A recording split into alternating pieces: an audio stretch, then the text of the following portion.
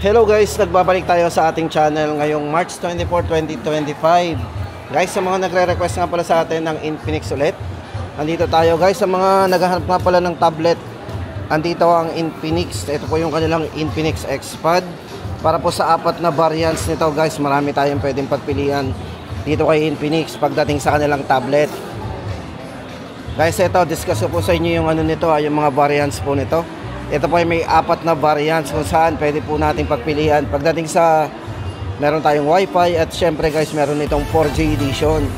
Unang-una guys dito, yung dalawang 128 po na variant nito. Itong sa Xpad ay merong 128 na 4GB RAM 128, 7,499 po. At syempre guys, kung nalalagyan namang ng SIM na 128, yan po ay naka 8GB RAM 128. Price naman niya ay 7,699. Siyempre, kung gusto natin ng malaking internal storage, meron din po itong 4GB RAM 256 at yun naman po ay Wi-Fi version. Para po sa price niya, 8,499. Then, doon sa kanyang 8GB 256 naman na isa, yun po yung may SIM. Yun naman po ay 9,499. So, ayan guys, sa mga naghahanap po ng murang tablet kay Infinix. Tapos ito guys, naka 11 inches na po yan. So, may malaking ano na rin to, screen. Check po natin yung ibang specs nito guys, para meron tayong idea. Syempre guys, pagdating sa kanyang chipset, ito yung naka MediaTek Helio G99, naka quad speakers na rin.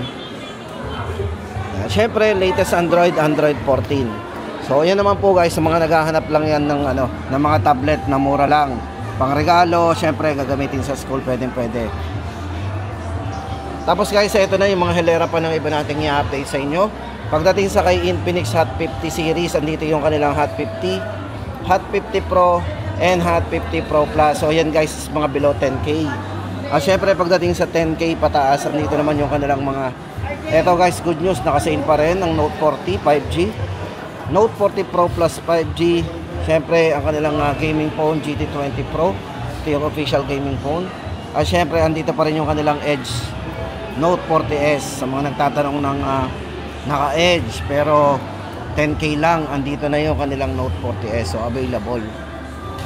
Tapos guys, bago tayo pumunta dyan sa mga presyo nyan, ay unahin muna natin ang kanilang mga budget phones. Andito ang kanilang Smart 9, Smart 8 Pro, yan available pa rin. Then ang kanilang Hot 50i, andito yung kanilang tatlong variants ng kanilang Hot 50i series. Meron po sila ditong 256 and 128. At syempre guys, hindi pa uhulihan, dito pa rin ang kanilang Hot 40i. Baka naghahanap po tayo ng Hot 40i. O ito na guys, umpisa na natin ang update natin. Unahin na natin ang kanilang Smart 9. Guys, dito kay Infinix, ang kanilang Smart 9 ay may dalawang variants. So meron tayong dalawang variants na pwedeng pagpilian dito. Paano bang bago guys dito kay Smart 9? Unang-una po sa kanya guys, yung kanyang 120Hz po para sa kanyang screen refresh rate. Yung po yung bago dyan. At syempre pagdating sa processor, ang kanilang budget phone ay ginamitan ng MediaTek Helio G81. So may mataas na rin pong chipset na ginamit dito. Budget phone pero may mataas na chipset. At syempre guys, ito ay meron na rin 48 month of smoothness. So hindi basta-basta magbabago yung ating Smart 9 pagdating sa smoothness. Then meron siyang malaking may mataas siyang volume. So meron siyang tinatawag na ultra volume, meron siyang 300% ultra volume at naka dual speakers na rin. Yan po. Para po sa presyo ng kanilang Smart 9, 64GB po nila 3,699. Then ang kanilang 128 po ay 4,399. O ayan, 4,399, 128, 3,699, 64GB. Tapos guys, ito naman ang update natin. Baka naghahanap po kayo kay Infinix ng Smart 8, Smart 8 Pro. Ito po yung available sa kanila ngayon, kanilang Smart 8 Pro. Guys, ito may mataas na RAM na to, naka 16GB RAM. Yan, 128 po internal storage. Pagdating po sa kanyang chipset guys, ito ay ginamitan ng MediaTek Helio G36. Naka Type-C na rin po yan. At pagdating sa screen refresh rate, ito po ay naka 90Hz. At syempre kung mahilig ka naman sa camera, si Smart 8 Pro po ay naka 50 megapixel na po para sa kanyang main camera. Yan, para po sa presyo ng kanilang Smart 8 Pro, ito po ay 4,599 o 4,599. O yan, mga naghahanap ng budget phone. Tapos guys, ito isunod na natin ang kanilang Hot 40i. So for Hot 40i guys, ito naman ang kanilang ito yung hawak natin, ito yung naka 16 GB RAM, 128. Ito guys, ang maganda sa kanya dito, unang-una dito yung camera niya, meron siyang 50 megapixel po para sa main camera. At sa mga mahilig mag-selfie, si Hot 40i po ay merong 32 megapixel para sa kanyang selfie camera. Syempre, pagdating sa kanyang refresh rate, ito ay naka 90 Hz po para sa kanyang punch hole screen. Yan, naka 18 watts fast charging na din. At syempre guys, naka 200% volume. Yan, para po sa presyo ng kanilang Hot 40i, ito po ay 4,799. Andito na tayo guys, ito, punta na tayo sa kanilang Hot 50i. Dito kay Infinix Hot 50i guys, andito yung kanilang tatlong variants. So meron tayong tatlong pwedeng pagpilian dito. Andito yung kanilang 8GB RAM, 128. Tapos meron din po silang 8GB RAM, 256, so malaki internal. At ang kanilang 16GB RAM, 256GB. So yun, para bago tayo guys pumunta sa presyo, ay pag-usapan muna natin yung mga specification po ng kanilang Hot 50i. Unang-una guys, dito size ng screen yan is naka 6.7 inches. Para sa kanyang punch hole display, naka 120 Hz na rin po yung kanyang screen refresh rate. Meron na rin po itong 48 months of TUV fluency protection. Yan, naka Helio G81 para sa kanyang processor. At naka dual speakers na rin po yan. Tapos may malakas na volume, hanggang 300% po yung volume yan. Then pagdating sa charging, ito ay merong 18 watts na fast charge. At pagdating sa camera guys, yan, meron na rin itong malinaw na camera. Ito po ay merong 48 megapixel po para sa kanyang crystal clear camera. Yan guys, punta na tayo sa mga presyo guys ng kanilang Hot 50i. Ito yung kanyang 8128. Ito po ay 4,999. 8256 po ay 5,699. At syempre pagdating sa kanyang 16GB RAM, 256 po ay 6,299. Tapos guys, ito na, punta na tayo doon sa kanilang Hot 50 series naman. Dito kay Infinix guys, unahin na natin ang kanilang Hot 50. Para dito kay Infinix po, andito po yung kanilang Hot 50 kung saan ito yung mayroong 16GB RAM, 256. Yan, 5 years of smoothness. O diba? Para po sa kanyang processor guys, ginamitan ito ng MediaTek Helio G100 processor. Pagdating sa screen refresh rate, napaka-smooth na rin yan. Ito po ay naka 120 para sa kanyang all new 800 nit bright display. Yan, syempre sa charging, ito ay naka 18 watts fast charge na rin.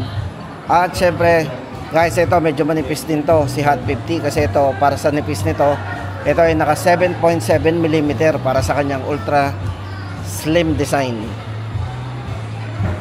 Yan, presyo po ng kanilang Hot 50, 7,199.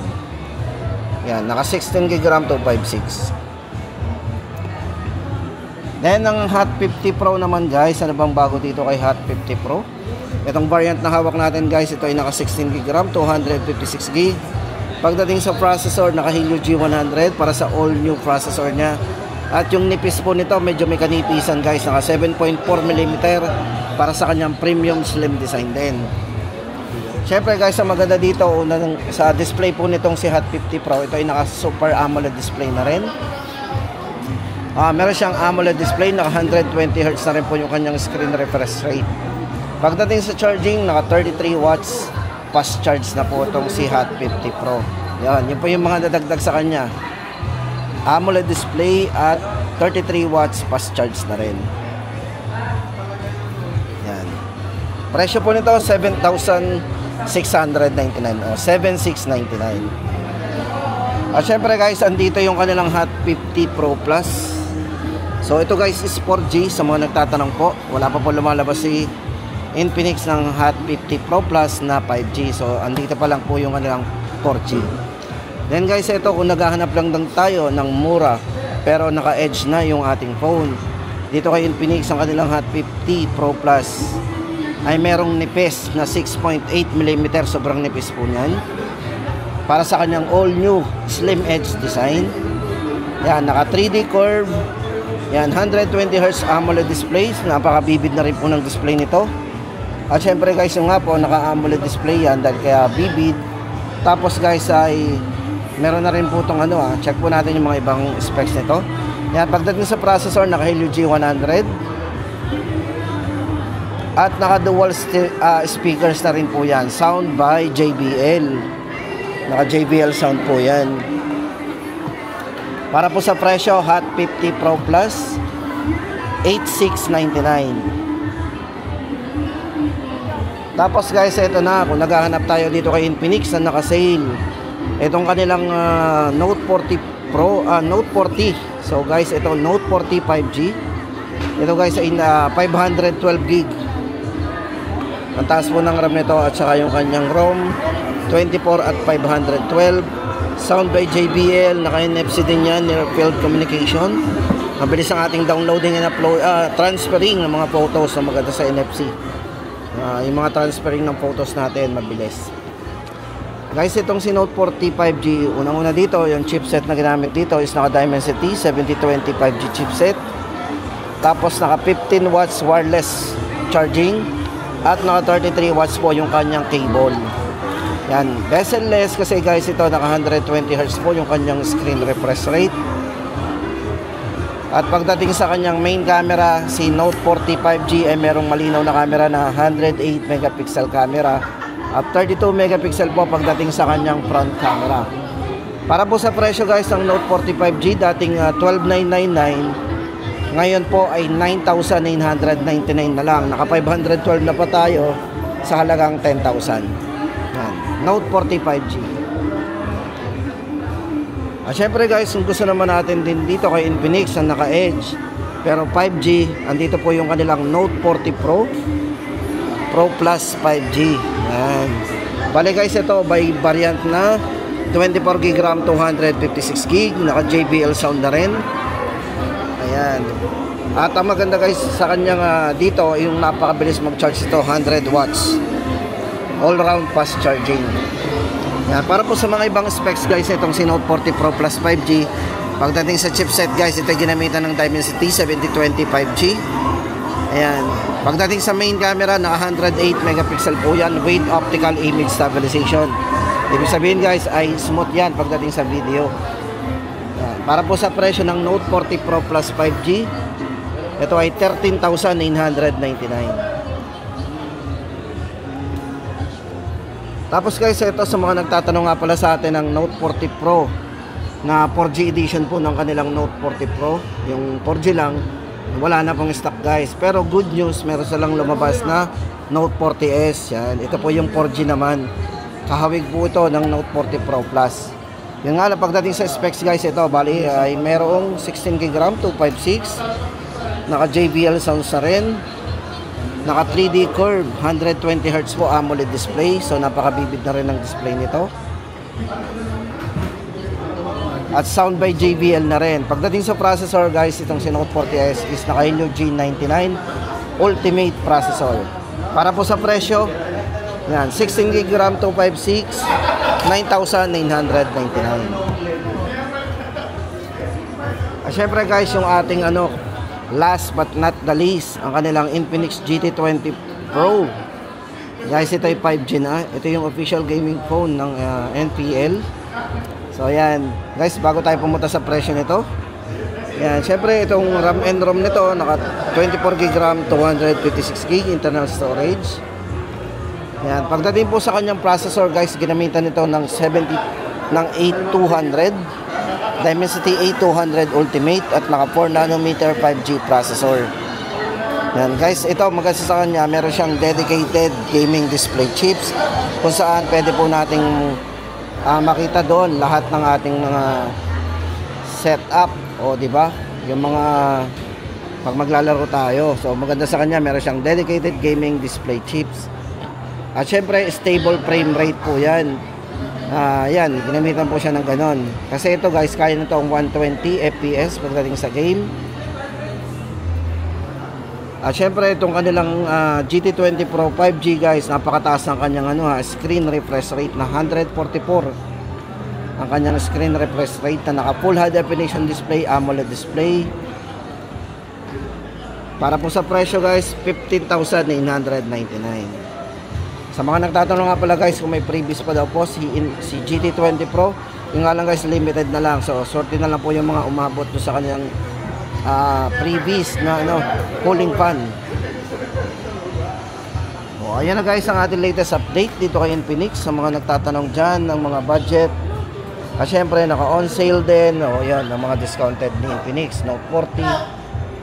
Syempre guys, yung kanilang mga bagong budget phone, Smart 9. So ito guys, pakishare na lang po ng video natin para makatulong po tayo sa mga naghahanap pa po ng mga cellphone ngayon. See you guys sa mga next update.